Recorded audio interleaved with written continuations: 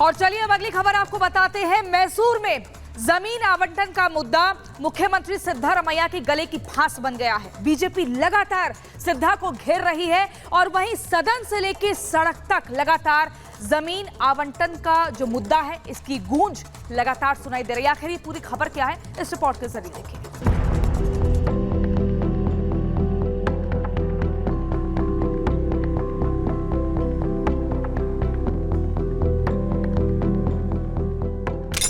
क्या प्लॉट घोटाले में फंस गए कर्नाटक के सीएम? क्या पत्नी के नाम पर सिद्धा ने हासिल की सस्ती जमीन? विधानसभा में बीजेपी विधायकों का अनोखा प्रदर्शन। बहस की नहीं मिली अनुमति तो सदन में ही डाल दिया डेरा। ये तस्वीरें किसी गेस्ट हाउस की नहीं, कर्नाटक विधानसभा की है, जहां विपक्षी दल बीजेपी के विधायकों ने सरकार के खिलाफ प्रदर्शन किया। विधायक मैसूर जमीन घोटाले पर चर्चा की मांग कर रहे थे, जिसकी अनुमति न मिलने पर विधायकों ने विधानसभा के अंदर ही डेरा डाल दिया। दरअसल कर्नाटक की सिद्धारमैया सरकार पर मूडा जमीन घोटाले के आरोप लग रहे हैं। बीजेपी का आरोप है कि सत्ताधारी कांग्रेस पार्टी और सीएम सिद्धारमैया जमीन घोटाले पर बहस से बचकर भागने की कोशिश कर रहे हैं, इसलिए उसके विधायकों को सदन के अंदर ही प्रदर्शन करना पड़ रहा है। बीजेपी का आरोप है कि मैसूर शहरी विकास प्राधिकरण की जमीन के आवंटन में घपला किया गया। मुख्यमंत्री सिद्धारमैया की पत्नी पार्वती के नाम पर जमीन अलॉट किया गया। प्राधिकरण के सैकड़ों प्लॉट्स के आवंटन में राजनीतिक रसूख का इस्तेमाल हुआ। बीजेपी का आरोप है घोटाला करीब 4000 करोड़ का है। अब बीजेपी इस मामले की निष्पक्ष जांच और विधानसभा में चर्चा की मांग कर रही है, जबकि करीब 5000 से अधिक आवंटित भूखंड का आवंटन रद्द करने की मांग भी हो रही है। जो मैसूर अर्बन डेवलपमेंट अथॉरिटी वहाँ इलीगल कॉम्पेंसेटिव साइट 14 साइट जो सिद्धरामैया का फैमिली लिया है उसके बारे में चर्चा करने को उधर नहीं दे रहे हैं। इसलिए अपोजिशन तो पूरा रात भर स्ट्राइक किया है, आज भी करेंगे और विधानसभा के बाहर भी उसका चालू रहेगा।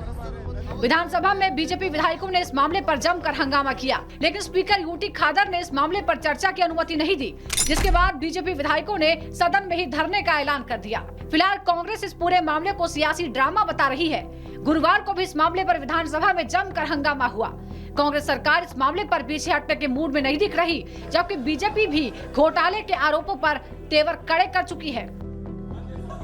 फिलहाल ये मामला मुख्यमंत्री सिद्धारमैया के गले की हड्डी बन गया है। सिद्धारमैया बीजेपी के आरोपों को गलत तो बताते हैं, लेकिन जांच और चर्चा से किनारा करने की वजह से जनता के मन में घपले का संदेह गहरा हो रहा है। Bureau report, Republic Bharat. और अब बात करेंगे बजट की। बजट में बिहार को मिले पैकेज की बात में लगातार आपने देखा कि विपक्ष हमलावर रहा, सवालिया निशान यहां पर उठाता रहा और सदन में हंगामा हुआ। आज एक बार फिर से सदन में इस मुद्दे का जिक्र किया गया, लेकिन यहां खास बात ये रही कि ना हल्ला मचा, ना ही कोई शोर हुआ, ना ही कोई विवाद हुआ। लगे तो सिर्फ और सिर्फ सदन के भीतर ठहाके। आखिर क्यों, आपको दिखाते हैं इस रिपोर्ट के जरिए।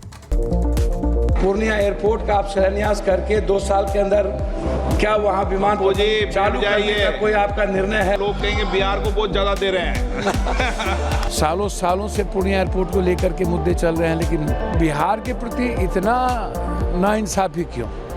कभी कभी आरोप प्रत्यारोप के बीच कैसे हल्के फुल्के अंदाज में नेता बड़े जवाब दे देते हैं, उसका सटीक उदाहरण है ये तस्वीरें।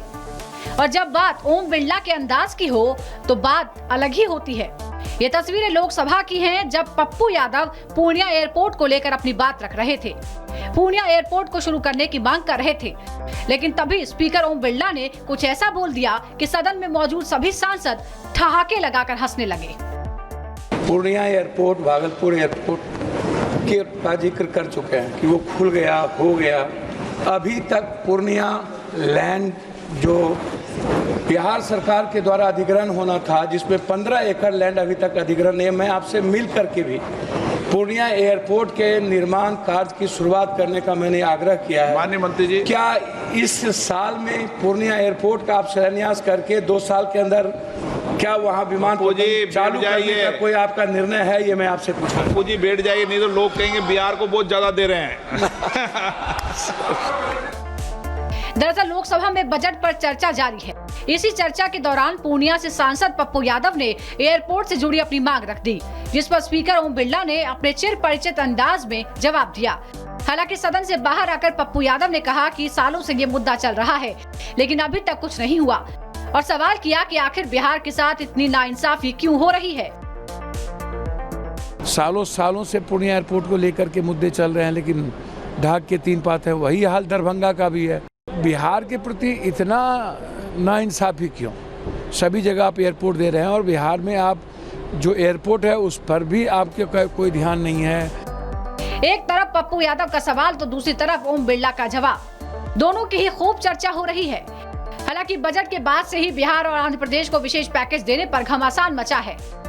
मोदी सरकार पर इन दोनों राज्यों पर मेहरबान होने के आरोप भी लग रहे हैं।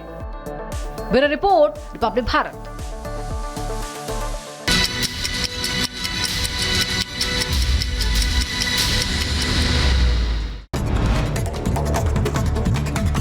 अमृतपाल के समर्थन में आई कांग्रेस लोकसभा में बोले चरणजीत सिंह चन्नी, कहा जबरदस्ती एनएसए लगाकर अमृतपाल को जेल में डाला गया।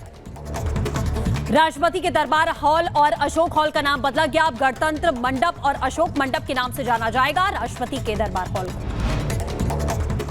लोकसभा हंगामे पर रक्षा मंत्री राजनाथ सिंह का बयान, कहा दोनों पक्ष के सांसद भाषा की मर्यादा बनाकर रखें, जिसने भी अमर्यादित भाषा का इस्तेमाल किया उसे कार्रवाई से बाहर किया जाए।